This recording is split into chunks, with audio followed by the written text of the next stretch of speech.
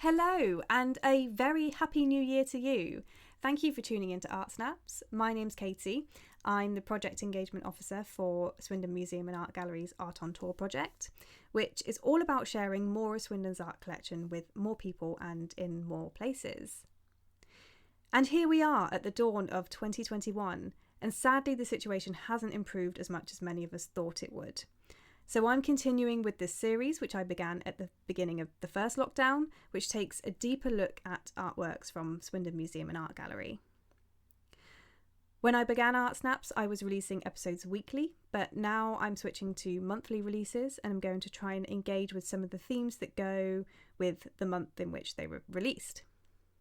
So naturally, since it's January, the theme for this month is New Year's resolutions.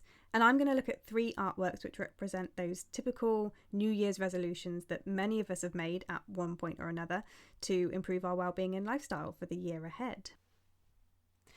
One of the most popular New Year's resolutions is, of course, to get more exercise. Many of us promise ourselves that we'll move more or take up a sport or active hobby this time of year. So let's begin with Tennis from 1928 by Vicente Diego Monteiro, which is a really interesting piece in the collection for many reasons. Monteiro was a Brazilian artist who spent a lot of time in Paris in the 1910s and then the late 1920s. He studied and exhibited extensively there and was familiar with some of the most famous artists of the day, including Pablo Picasso. So he was very much at the heart of the Parisian art scene, which was itself at the heart of the art world. But he was also extremely influential in Brazil and more widely in South America. Much of his art took on themes from Brazilian culture and traditions, but transformed them through a very modern artistic language. So he had a huge impact on art in his native country, as well as being part of the vibrant art scene in France. As far as I can tell, Monteiro never came to England, which is interesting in the context of Swindon's collection, because it consists almost entirely of art made in Britain. But Monteiro's piece Tennis, which was donated by the Contemporary Art Society in 1928, was painted in Paris. So in that sense, it's kind of an anomaly in Swindon's collection, but I think it might indicate the far-reaching influence that Monteiro had. In fact, the artworks he created in the late 1920s, inspired by sports, are considered to be among his greatest. It could well be, and I'm only really speculating here, that the Contemporary Art Society saw this piece as filling a stylistic gap in the collection. It demonstrates his interesting style of painting where, even though it's two-dimensional, it looks like a sculptural relief, as if the image has been carved into the surface, and the monochromatic colour palette enhances this effect. The reduction of forms and sculptural style are often thought to be a legacy of an early 20th century art movement called Cubism, where forms were broken down, fractured, and seen from several different points of view. But the refined simplicity of Tennis perhaps also reflects a concern or a fashion in French art for a kind of sophisticated simplicity. But it's not only Monteiro's painting style that was fresh and modern, but in this case the subject matter too. This piece depicts a woman at the centre of the image, leaping into the air with a tennis racket raised above her head. I can't explain why the artist has chosen to depict her in a see-through dress, though depictions of the female body have been popular in Western art since the Renaissance, so it probably owes something to that tradition. But I also wonder whether Monteiro perhaps felt that showing her body beneath the dress helped with showing the extension of her legs as she leaps for the ball.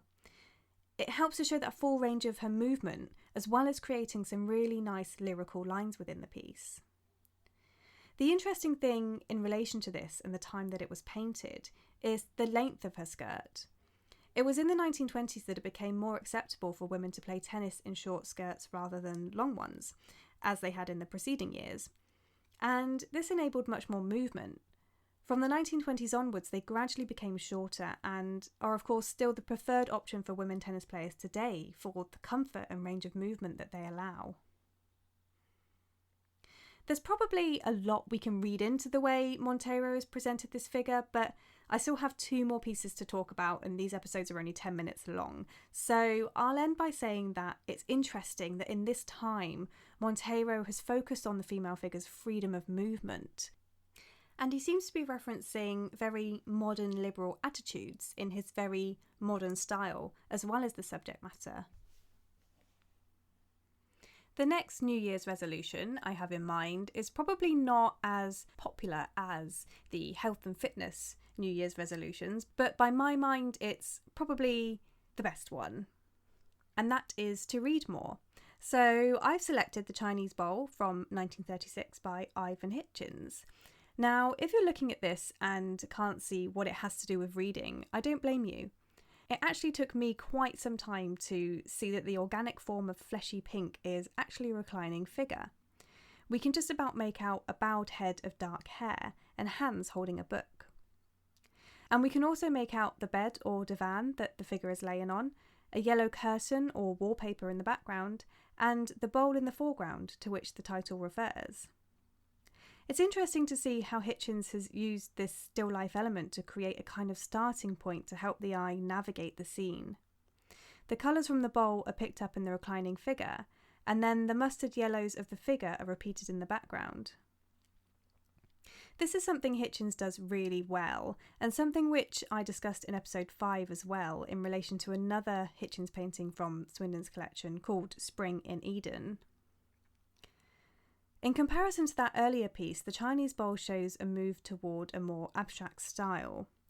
We can see a real push and pull between abstraction and representation here, which Hitchens always maintained, even in his later work, which is significantly less representational.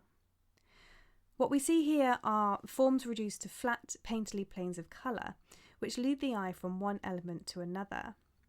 In the spirit of abstract art, which was developing dramatically in Britain at this time, Hitchens shows us the essence of the scene, its colours, its forms, its calm and comfortable atmosphere, rather than a direct imitation. I'm running out of time today, but if you want to know more about Hitchens in the context of developments of abstract art, I'd recommend taking a look at our online exhibition Modern British Art, A Story, which is on Art UK. I'll put the web address at the end of the talk so you know where to go for that, and you can also find us shouting about it on all of our social media accounts too. Last but not least, another of the most frequently cited New Year's resolutions is the desire to eat more healthily. And I think Sir Lawrence Gowing's Apples 2 from 1940 is great inspiration for that. Gowing is best known as a realist painter. At a time when abstract art movements were becoming more prominent, much of his work was the result of intense scrutiny. Apples 2 is the second in a series of 14 paintings depicting cooking apples, made over a period of 5 years. I couldn't say precisely why Gowing chose apples, but a quick glance around any gallery of still life paintings will show you that they are always a popular choice. In fact, the previous episode of Art Snaps, The Spirit of Christmas, features another great still life with apples in it, so do check that out if you haven't already.